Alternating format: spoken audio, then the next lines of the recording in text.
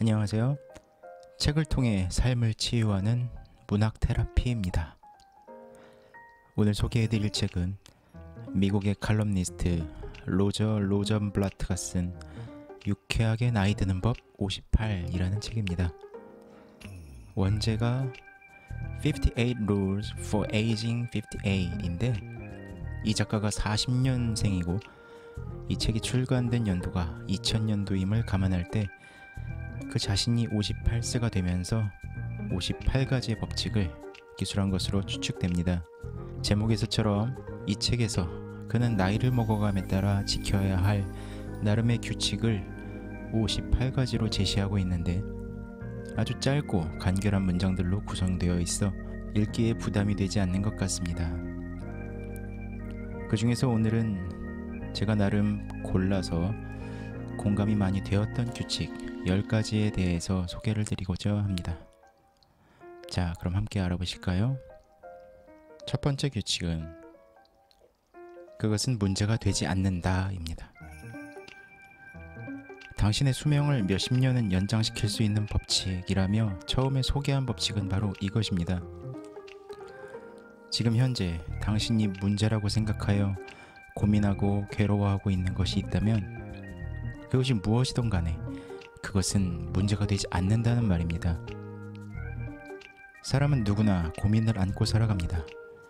그 고민은 내용은 각자 다르지만 우리가 아주 어렸을 때에도 있었고 지금도 있습니다. 물론 앞으로도 있겠죠. 돌이켜보면 내가 현재 가지고 있는 문제나 고통이 나에게는 가장 괴롭고 큰 문제로 여겨집니다. 만일 지금 당장 가족 중에 누군가 아프다면 그 사람이 낫는 것이 가장 큰 문제이겠죠. 실업자가 되거나 사업이 망해서 경제적인 어려움에 처했다면 역시 지금 현재에는 다른 무엇보다도 그것이 가장 큰 고통이자 고민거리일 것입니다. 문제는 누구나 있기 때문에 그것이 문제는 아니라는 그러한 의미가 아닙니다. 다만 그러한 문제는 우리 삶에 있어서 정말로 중요한 큰 문제는 아니라는 얘기죠. 이것은 우리가 살아온 과거를 돌이켜보면 쉽게 알 수 있습니다. 대학 입시가 가장 큰 고민이었던 수험생 시절의 고민, 시련의 아픔을 겪어 방황했던 청춘의 고민, 이러한 것도 시간이 지나 돌이켜보면 결과야 어찌 되었던 간에 다 지나간 문제이고 지금 이 순간 내가 살아가는 데에는 큰 영향을 주지 않고 있음을 아실 겁니다. 인생을 살다 보면 많은 문제에 부딪힙니다. 그 문제들은 사실은 나의 삶에 있어서 결정적이거나 치명적인 문제는 아닙니다. 시간이 지나고 나면 알죠.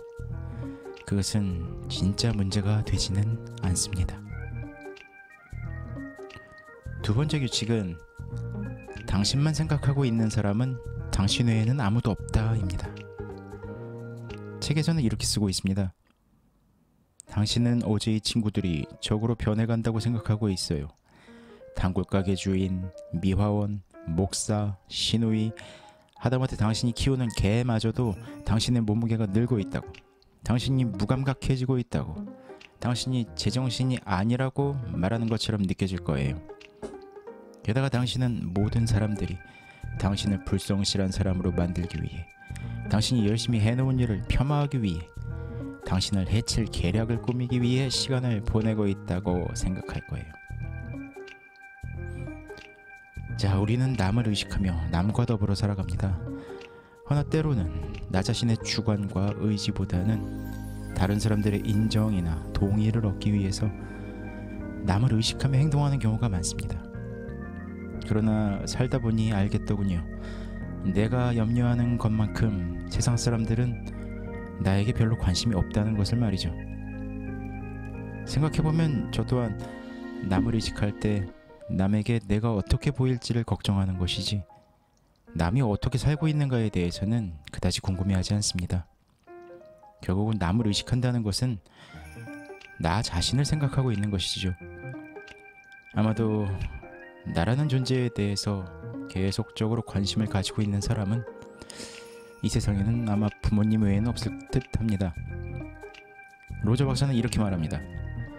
하지만 장담하건대 당신 생각을 하고 있는 사람은 아무도 없어요. 그들은 자신만을 생각하고 있죠. 바로 당신이 지금 당신 자신만을 생각하고 있는 것처럼 말이죠. 네, 모든 사람들이 자기 자신만을 생각하며 삽니다. 그들은 나에게 별로 관심이 없습니다. 다음 규칙은 아주 짧고 간단합니다. 30이 넘었으면 자기 인생을 부모 탓으로 돌리지 말아라.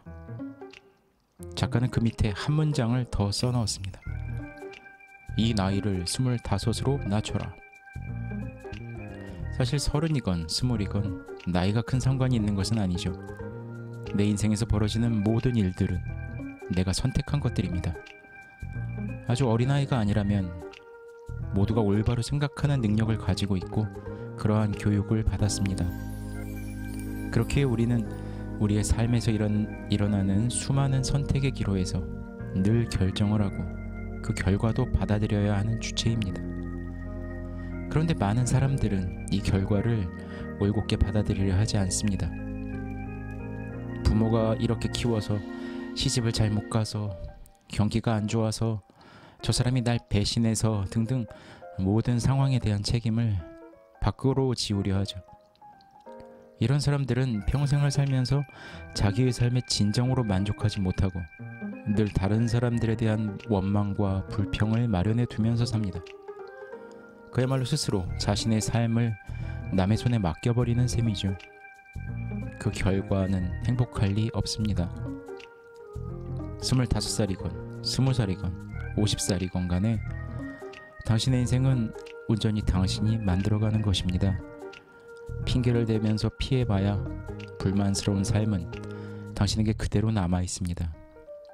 그러니 남에게 나의 삶의 이유를 떠넘기지 마십시오. 네 번째는 함부로 위트를 자랑하지 말라입니다. 이 책을 읽으면 작가의 위트와 유머 감각이 도처에 묻어나는 유쾌한 문장들이 많은데요. 의외로 작가는 위트를 함부로 쓰지 말라고 충고합니다. 모든 사람은 자신에게도 위트가 있기를 바라고 교활한 말솜씨를 부리고 싶어 하죠. 때로는 번뜩이는 말로 사람들을 깜짝 놀래켜서 거기서 기쁨을 만끽하겠다는 충동을 느끼는 것도 사실이에요. 위트는 당장은 환영을 받는 것처럼 보일지 모르나 곧 그 안에 도사린 위험이 드러나고 말아요. 사람들은 위트를 좋아하지만 한편으로는 두려워하며 기회만 주어진다면 그 말을 한 사람에게 응당한 벌을 주고 싶어 합니다. 이건 아무래도 작가의 경험담이 아닐까 싶은데요. 사람들은 대부분 유머 감각이 있고 위트 있는 사람을 좋아한다고 말하죠. 그러나 그것은 잘 살펴보면 그 유머나 위트의 대상이 내가 아닐 경우에 한한 이야기입니다. 만일 여럿이 있는 자리에서 누군가가 나의 말투를 따라하거나 복장을 지적하며 사람들을 웃겼다면 나를 제외한 사람들은 그것을 재미있게 듣고 웃고 말겠지만 정작 그 대상이 되었던 나는 그렇지 않았을 것입니다. 내가 웃는 게 아닌 상황이 바로 이런 것이겠죠. 그 다음부터 나는 그 사람을 위트 있는 사람이라고 여기지 않고 무례한 인간 또는 재수없는 인간이라고 규정하고 다른 이에게도 그렇게 말할 겁니다. 저도 살면서 어떤 자리에 가서 위트 있는 사람으로 보이기 위해서 노력했던 적이 많이 있었는데요. 생각해보면 어느 누구의 마음도 다치지 않도록 하면서 모두를 즐겁게 하는 유머나 위트는 참으로 어려운 일인 것 같습니다. 한 사람이라도 나의 시덥잖은 유머 욕심으로 인해서 상처를 받거나 기분이 상한다면 애당초 그 유머는 안 하는 이만 못한 게 되지 않을까요? 다음 규칙은 자신이 잘하지 못하는 분야를 파고들지 말라입니다. 실제의 삶에서는 자신의 약점을 보완하려는 시도를 하면 할수록 점점 더 약해질 뿐이다. 그와 반대로 당신의 장점을 계속 키워나가면 사람들은 당신에게 어떠한 약점이 있었는지조차 모르게 될 것이다. 사람은 누구나 강점과 약점, 그리고 장점과 단점이 있습니다. 보통 우리는 자신의 부족한 부분을 보완하거나 개선하려는 노력을 해야 한다고 생각하죠. 물론 내게 필요한 능력이나 기능이 있다면 그것을 배우고 발전시키는 노력은 분명 가치 있는 것입니다. 그러나 그것보다 더 중요한 것은 내게 주어진 강점과 장점에 집중하고 그것을 더욱 발전시키는 것입니다. 어떤 분야에서 성공한 사업가가 다른 분야로 무리하게 사업을 확장하거나 전혀 새로운 일을 벌이는 경우를 많이 접하게 됩니다. 그 중에는 좋은 성과를 이루는 경우도 있지만 대부분은 이전보다 못한 실패를 하는 경우도 많습니다. 모든 것을 잘하고 모든 것에 완벽한 사람은 없습니다. 내가 잘할 수 있고 내가 강한 분야에서 계속 나의 장점을 길러나가는 것은 비단 사업이나 일뿐만 아니라 나라는 사람의 정체성을 확립하고 사회 속에서 자리 잡게 하는 데 중요한 요소가 됩니다. 로저 박사의 말처럼 우리는 어떤 사람을 얘기할 때 그 사람의 잘하는 면만을 기억하지 약점을 함께 거론하지 않기 때문입니다. 강점이 분명한 사람에게는 그 사람의 약점은 다른 사람의 관심 대상이 되지 않습니다. 6번째, 남자와 여자가 사이좋게 살아가려면 1. 그녀가 옳다. 2. 그는 정말 아무 생각이 없다. 네, 이 글을 읽고 꽤나 웃었습니다만 짧고도 명확한 메시지가 아닐 수 없습니다. 세상의 반은 남자고 또 다른 반은 여자죠. 필연적으로 함께 살아가야 하는 남성과 여성은 본래부터 많은 차이점을 가지고 있고 또한 이 때문에 살면서 많은 갈등과 문제가 생기기도 합니다. 아마도 남성들에게 하는 충고가 아닐까 싶은데요. 남자와 여자가 싸우지 않으려면 여자가 옳은 것으로 하고 지내는 것이 좋습니다. 살아보니 제 경험상으로도 여자가 옳은 것이 더 좋은 결말인 적이 훨씬 많았습니다. 남성과 여성의 싸움에 진정한 승자는 없겠죠. 오늘 내가 옳아서 이겼다고 해도 그것이 무슨 영광이며 무슨 이득을 나에게 주겠습니까? 결국 나와 그녀는 함께 사랑하며 살아가야 할 사이인데 말이죠. 남성분들, 여자는 늘 옳습니다. 의심하지 말고 그냥 그렇게 믿으세요. 그러면 삶이 피곤해지지 않습니다. 7번째입니다. 자신을 상징하는 옷차림을 만들라. 왕과 여왕이 왕관을 쓰고 있는 이유가 무엇인지 아는가?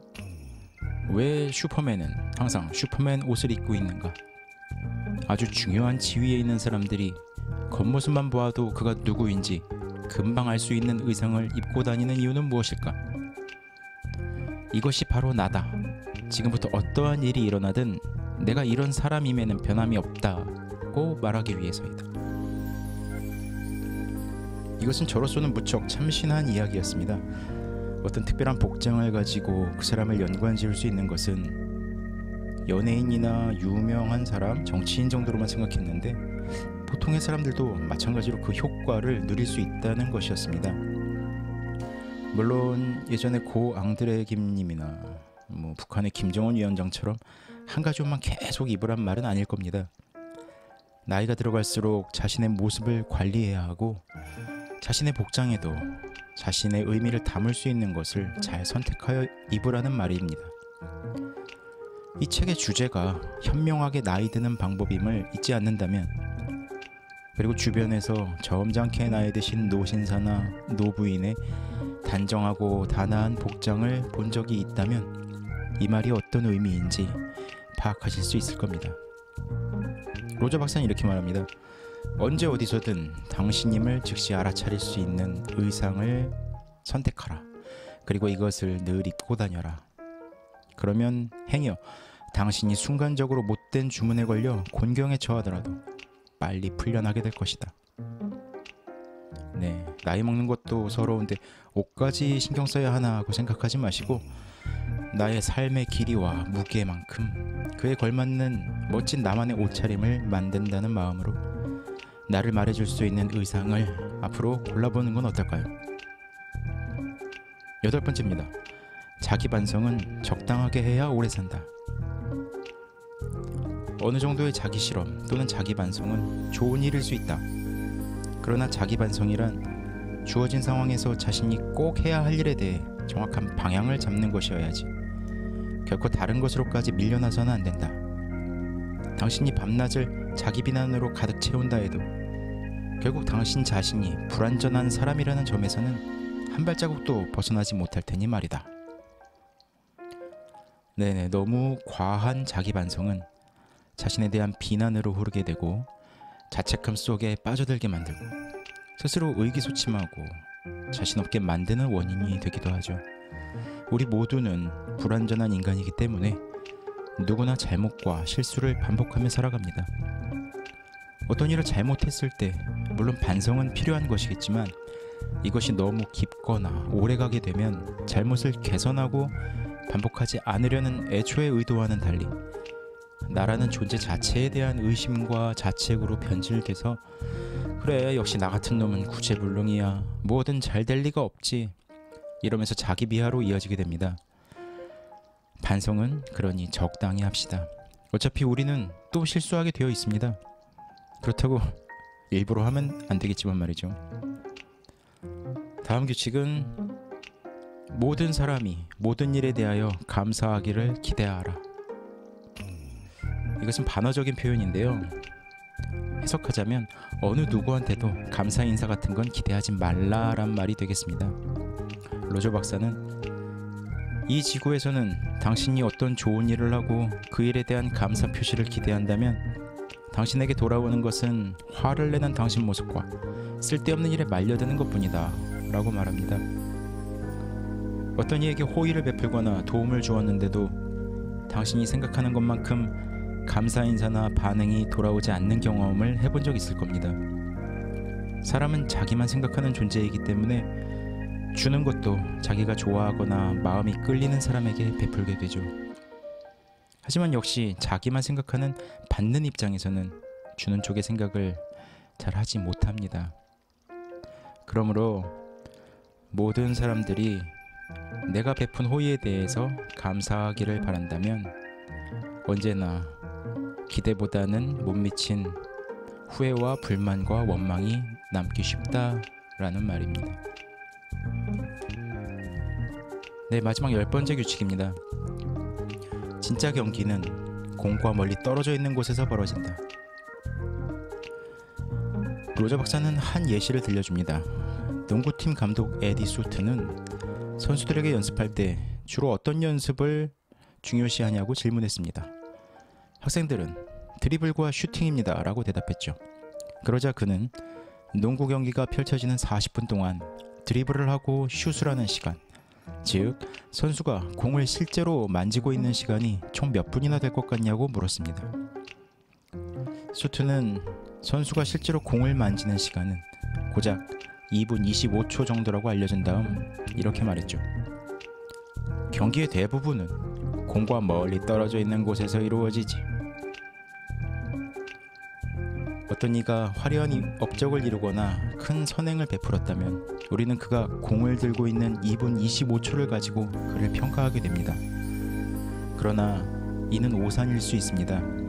그의 인생의 대부분은 공을 들지 않고 있는 나머지 시간으로 이루어져 있기 때문에 그 모습까지 보기 전까지 우리는 그를 정확히 평가할 수 없습니다. 그래서 가끔은 훌륭한 사람으로 알려져 있던 유명인이나 연예인들이 보이지 않는 곳에서 저지른 나쁜 일들이 알려져서 사람들에게 큰 충격을 주곤 하는 일도 발생하는 거겠죠. 인생에서 중요한 것으로 여겨지는 그리고 남들에게 잘 보여지는 것들이 있습니다. 돈, 명예, 직업, 학력 등등이죠. 하지만 그러한 것들은 삶에서 공을 들고 있는 2분 25초에 해당하는 장면들입니다. 나머지 대부분의 시간을 우리는 가족과의 대화, 친구와의 우정, 사람들과의 소통, 먹고, 입고, 자고, 마시는 등의 모든 사람들이 하는 행동들을 하면서 보내고 있습니다. 짧은 2분 25초의 스포트라이트를 받지 못했다고 해서 너무 서운해하지 마십시오. 모든 사람들은 공을 들고 있기보다는 그렇지 않은 시간으로 삶을 살아가고 있으니 말입니다.